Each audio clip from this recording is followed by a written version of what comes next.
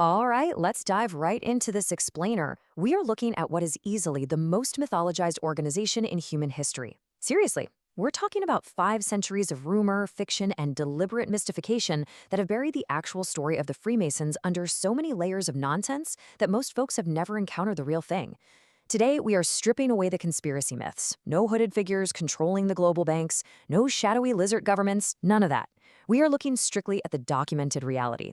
And as it turns out, the truth is far stranger and honestly significantly more interesting than the fictions you've been sold. London, 1717, a tavern called the Goose and Gridiron. It's a Thursday evening in June, and 4 lodges of men have gathered to do something that will, though none of them know it yet, change the intellectual landscape of the next 3 centuries. Now, they are stonemasons. Or, well, they were once. Most of the guys in this room have never actually cut a stone in their lives. They're doctors, they're lawyers, merchants, philosophers, but they share a set of rituals borrowed from the medieval guilds that built the great cathedrals of Europe. They share a set of symbols, a square, a pair of compasses, that they have loaded with meanings that actually have absolutely nothing to do with construction. And tonight, they are founding the premier Grand Lodge of England. This is the institution that will spread Freemasonry to literally every corner of the world. The one that will count George Washington, Mozart, and Winston Churchill among its initiates. The very same one that will be blamed for basically every conspiracy in the next 300 years, and that will, and here is the strange part, keep almost none of its actual secrets. Because here's the thing about the Freemasons that no conspiracy theory ever tells you.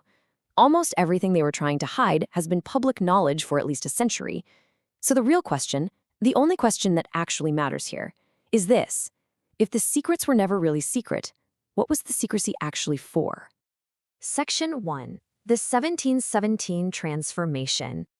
To figure out how this massive transition happened, we have to trace the timeline back to 1598. William Shaw, who was the master of work to the Scottish crown, writes the Shaw Statutes. Now, these were just standard regulations for Scottish operative stonemason guilds. But alongside the usual stuff like fair wages and working hours, Shaw requires memory systems. He requires moral codes. He requires a whole body of knowledge to be preserved. And obviously, no simple stone-cutting job required all of that. So over the next century, lodges gradually started admitting accepted men who don't cut stone for a living, but are brought in specifically for this philosophical dimension. By 1600, the first non-Mason is officially initiated. So by the time we hit that Goose and Gridiron Tavern in 1717, the actual physical craftsmen are mostly gone. What replaced them was entirely unprecedented. It was a fraternity of equals, meeting by oath in secret, committed to principles over a physical trade that had absolutely no precedent in European society at the time. But before I tell you what they were actually doing behind those closed doors, I need to show you something that most explainers of the Freemasons completely miss. Because the most powerful thing the lodge offered actually had nothing to do with secrets at all. Section 2. What the lodge actually offered. If the lodge wasn't some instrument of global power, what was it? Historically, it was a radical social technology operating right smack in the middle of the Enlightenment. Think about the 18th century for a second. The outside world was defined by rigid social hierarchy. Your birth basically determined your entire life. But inside the lodge, complete class equality. A duke and a tradesman would literally check their worldly rank at the door. They sat in the exact same chairs, bound by the exact same obligations. Outside, you had massive religious dogma and very real physical danger for free thinkers. Inside, you had safety, you had brotherhood. It was an environment where Catholics, Protestants, Jews, and deists could all meet up and discuss Enlightenment ideas, things like popular sovereignty or the separation of church and state, without facing imprisonment or execution. The oath of secrecy wasn't there to hide evil. It was a firewall to protect free thought from an unequal, deeply constrained world. This incredibly unique atmosphere naturally attracted a very specific profile of men. We're talking George Washington, Mozart, Winston Churchill, Duke Ellington, 14 U.S. presidents. This isn't a conspiracy, folks. This is a diagnostic tool.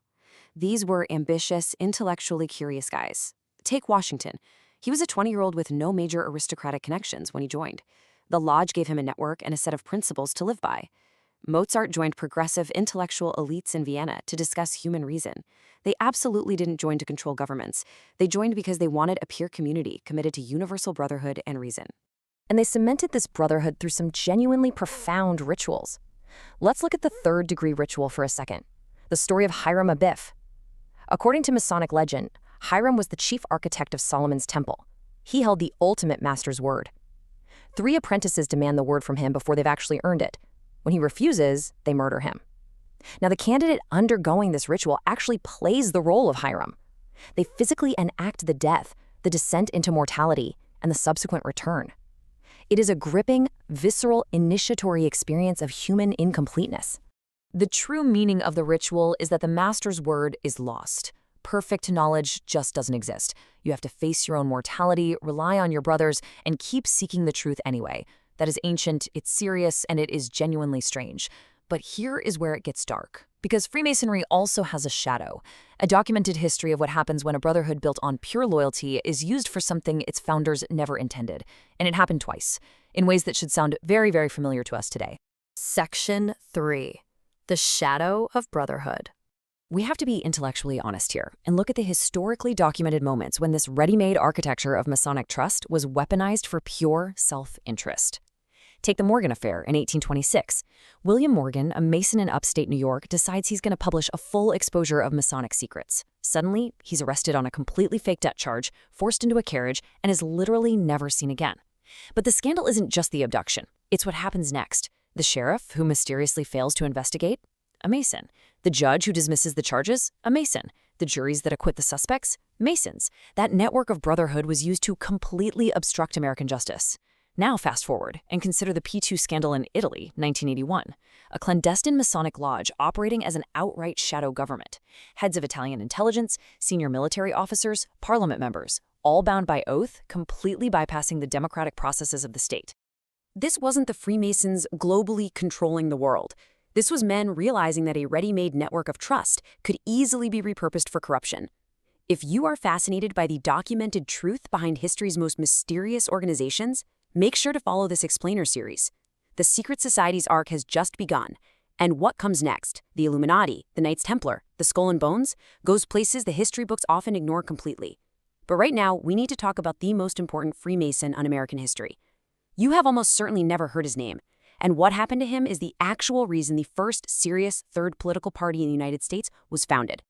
Section 4. Prince Hall and Exclusion. This is where we have to examine the stark, really uncomfortable tension between the organization's stated ideals of universal brotherhood and its practiced reality. Boston, 1775. Prince Hall, a free black man and a respected property owner, petitions the mainstream lodge for admission. This is a lodge supposedly dedicated to equality regardless of worldly distinction, and they reject him, purely on racial grounds. But Prince Hall doesn't just give up. He manages to get initiated by a British Army lodge that was camped in Boston at the time. He earns his degrees, he founds African Lodge No. 1, and what happens next? For nearly 200 years, mainstream American Grand Lodges flat out refused to recognize Prince Hall Masonry. It was a brotherhood that excluded its own. The contradiction was just blatant. Prince Hall took the Masonic principles of equality far more seriously than the very men who wrote them down, and he built his own thriving tradition that still exists today. And then, quietly, without any massive drama, in lodges across the world, something began to happen to Freemasonry. It wasn't a scandal, it wasn't some grand exposure. It was something sadder than that. The world simply started becoming what the lodge had always tried to be, and the lodge started emptying out. Section 5. The Quiet Demographic Decline. The ultimate threat to Freemasonry wasn't a criminal exposure or a grand conspiracy. It was the quiet evolution of the outside world, resulting in a dramatic demographic collapse. In the 1950s, U.S. membership peaked at 4 million men. That meant roughly 1 in 10 adult American men were Freemasons. Think about that scale. Today, that number sits at 0.9 million, and it is falling fast. It's a massive 75% drop. The men sitting in the lodges today are a rapidly aging demographic. The halls are just emptying out. So why did this happen? Because the lodge worked beautifully for 3 centuries, but eventually the outside world just caught up. Universities democratized intellectual community without requiring you to swear a secret oath. The internet allowed the free exchange of heterodox ideas instantly. A more secular, integrated society provided networks and meaning that didn't require medieval stonemason symbols. The unique value propositions of the 18th century lodge were entirely absorbed by modern life. What is left behind is simply the unyielding, profound ritual itself.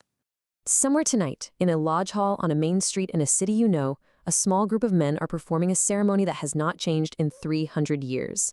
They are enacting a murder and a resurrection. They are speaking words in the dark that link them backward through time to men who spoke the same words in other rooms, on other continents, in other centuries. They are looking for something that the ritual tells them is lost and that they must keep seeking anyway. Most of them are retired. The average age in that room is probably 65. In 20 years, many of those chairs will be empty, and the ceremony may not happen again. Which leaves us with a final question. When an organization's secrets are no longer needed to protect free thought, does the Brotherhood simply fade into history, or does it leave behind a blueprint for how we might connect in a disconnected world? Tomorrow, for day 57, we go to 1776, to Bavaria, to a professor of canon law who was so alarmed by what he saw happening in the world around him that he founded an organization to fight it. An organization so secretive that even its own members were not told its true purpose until they had been inside it for years. The Illuminati, the real ones. They existed for only 9 years. They were destroyed from within, and the myth they left behind has outlasted them by 2 centuries. That's day 57. See you there.